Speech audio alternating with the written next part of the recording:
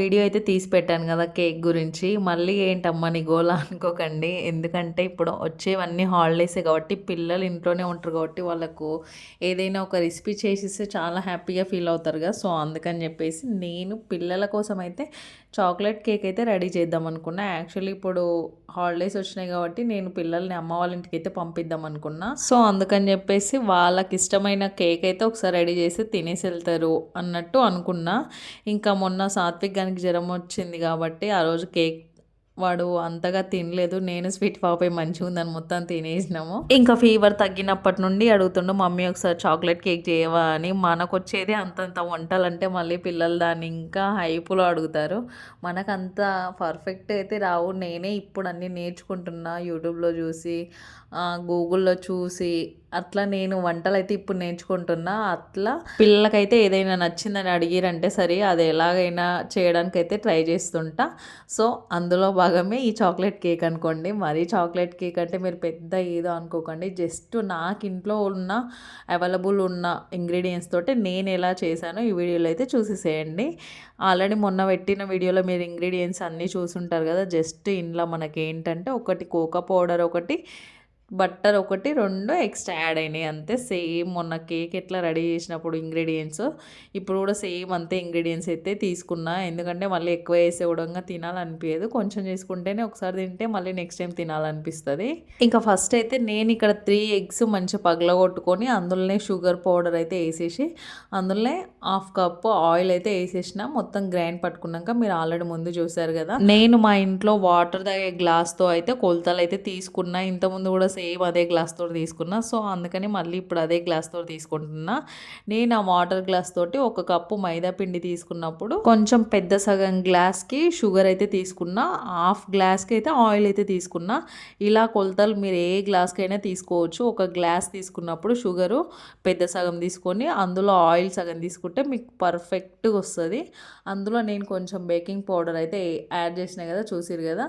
నేను ఆ 1 కప్పు మైదా పిండిలో నేను కోకో పౌడర్ కొంచెం పైన వేసి మొత్తం 1 కప్పు మైదా పిండిలాగా తీసుకున్నా. మొత్తం జల్లించి పట్టుకొని నేనైతే ఫస్ట్ మిక్సీ పట్టుకున్న ప్యాటర్న్ ఉంది కదా, ఆయిల్ ఇంకా ఎగ్ ఇంకా షుగరు, అందులో నేను 2-3 యాలకులు అయితే యాడ్ చేశాను. ఎందుకంటే ఫ్లేవర్ కోసం అని చెప్పేసి అది మిక్సీ పట్టుకున్నది ఆ ప్యాటర్న్ మొత్తం ఈ పిండిలో అయితే కలిపేసేయాలి.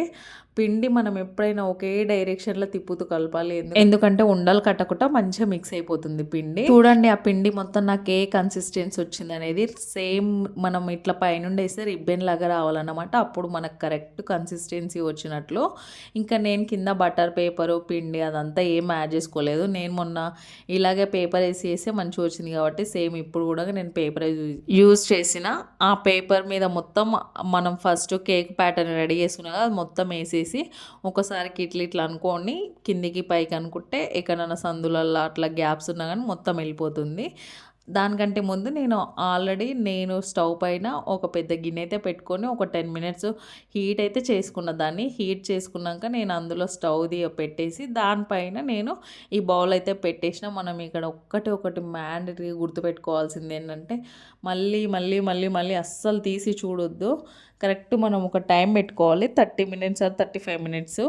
నేనేంటంటే ఇది కొంచెం నేను పెద్ద బౌల్ తీసుకున్నా కాబట్టి నాకు తొందరగానే అయ్యింది. కాకపోతే నేను మళ్ళీ మళ్ళీ చూడొద్దు అని చెప్పేసి 30 మినిట్స్ అని పెట్టుకున్నా. నేను ఒక 25 మినిట్స్ ఆగి తీసుంటే నాకు కింద కూడా కొంచెం కూడా మాడకపోతుండే.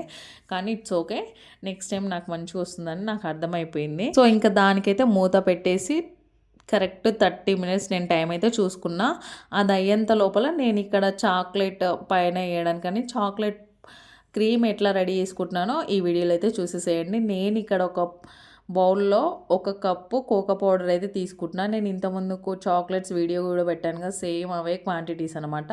1 కప్పు కోకో పౌడర్ తీసుకున్నప్పుడు నేను 1 కప్పు షుగర్ పౌడర్ అయితే తీసుకొని 1 కప్పు బటర్ అయితే తీసుకున్నాను. ఇప్పుడు ఈ ఇంగ్రీడియంట్స్ అన్ని డైరెక్ట్ అయితే పొయ్యి పైన పెట్టొద్దు, మనం డబుల్ బాయిలింగ్ మెథడ్లో అయితే చేసేసుకోవాలి. నేను ఒక బౌల్లో వాటర్ పెట్టేసి అవి హీట్ అయినాక ఈ బౌల్ అయితే ఆ స్టవ్ పైన అయితే పెట్టేస్తా. మనం క్వాంటిటీస్ అయితే కరెక్ట్ తీసుకోవాలి, అప్పుడే మనకు చాక్లెట్ మంచిగా వస్తుంది. లేదంటే ఇట్లా క్రీమీ టెక్స్చర్ లాగా అయిపోతుంది.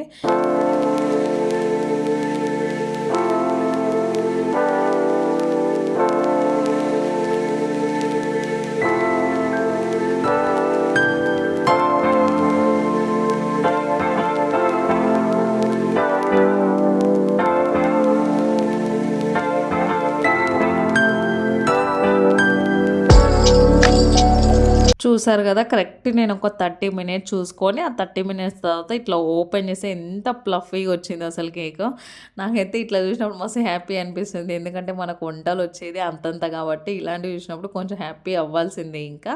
నేను దాన్ని మంచి సైడ్ పొట్టు ఇట్లా కట్ చేసుకొని, ఒక ప్లేట్‌లకైతే ట్రాన్స్‌ఫర్ చేసుకుంటున్నాం ఆ కేక్ ప్యాటర్న్ అనేది. మనం ఫస్ట్ పేపర్ ఏసాం కదా! ఆ పేపర్ మొత్తం ఇట్లా అయిపోతుంది. ఆ పేపర్ తీసేసి, నేను కొంచెం ఒక 5 మినిట్స్ ఎక్కువ పెట్టినా అనిపించింది. ఎందుకంటే నాది బౌల్ పెద్దగుంది కాబట్టి నాకు టైం అట్లా పట్టింది. బౌల్ ఒకవేళ చిన్నగుంటే పిండి ఒత్తుగా ఉంటుంది కాబట్టి కొంచెం లేట్ అయ్యే తీసుకోవచ్చు టైమింగ్ అయితే. అందుకని చెప్పి నాకు కొంచెం అయితే మాడిపోయింది పైన లేయర్. ఆ మాడిపోయిన దానికి మొత్తం నేను కట్ చేసేసిన. కట్ చేసి చాక్లెట్ క్రీమ్ ఎలా యాడ్ చేశానో చూడండి.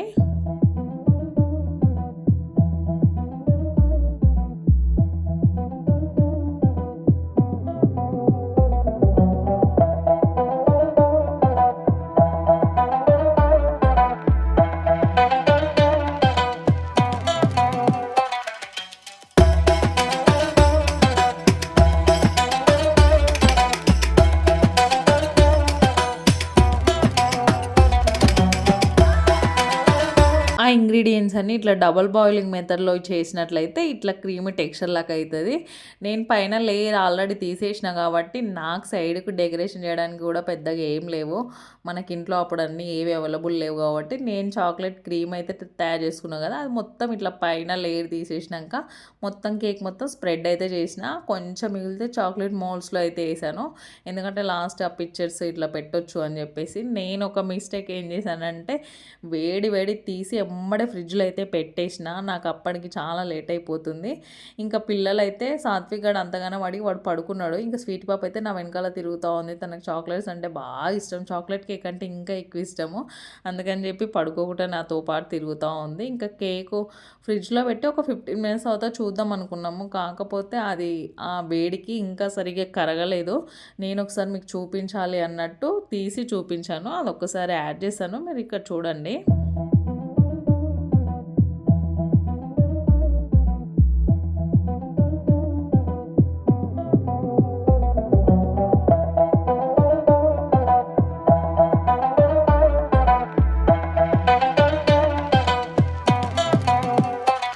మమ్మీ నిజం చాక్లెట్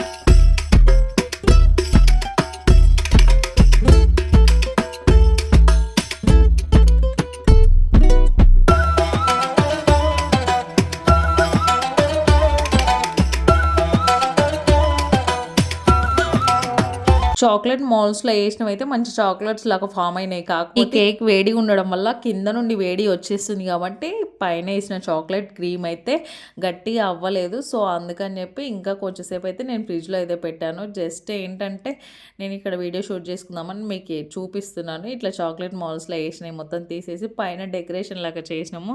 స్వీటీ పాప అయితే అసలు ఆగకుండా దాని పైనుండి కొంచెం కొంచెం గిల్లుకొని తింటుంది. సరేలే ఇంక తనని ఎందుకు మనం అంత సేపు వెయిట్ చేపిద్దాం అన్నట్లు నేనైతే కొంచెం కట్ చేసి ఇచ్చిన. చూడండి ఎంత ఫ్లఫీ వచ్చిందో, చాలా ఫ్లఫీ వచ్చింది. టేస్ట్ కూడా చాలా బాగుంది. ఇది రేపు ఇంకా కొంచెము డీప్ ఫ్రిడ్జ్లో పెడితే పైన లేయర్ చాక్లెట్ మొత్తం చాక్లెట్ లాగా ఫామ్ అయ్యి ఇంకా టేస్ట్ బాగుంటుందని అనుకుంటున్నా. స్వీట్ పాపకి అయితే ఇచ్చిన వెంబడే తినేస్తున్నాను. తనకు చాలా నచ్చింది. సో ఈ హాలిడేస్కి ఒకసారి మీ పిల్లలు కూడా ఇలా ట్రై చేసి పెట్టండి. చాలా హ్యాపీగా ఫీల్ అవుతారు లిటరల్లీ. టేస్ట్ మాత్రం చాలా బాగుంది. మన ఇంట్లో చేసుకునే కేక్ కాబట్టి ఇంకా చాలా బాగుంది.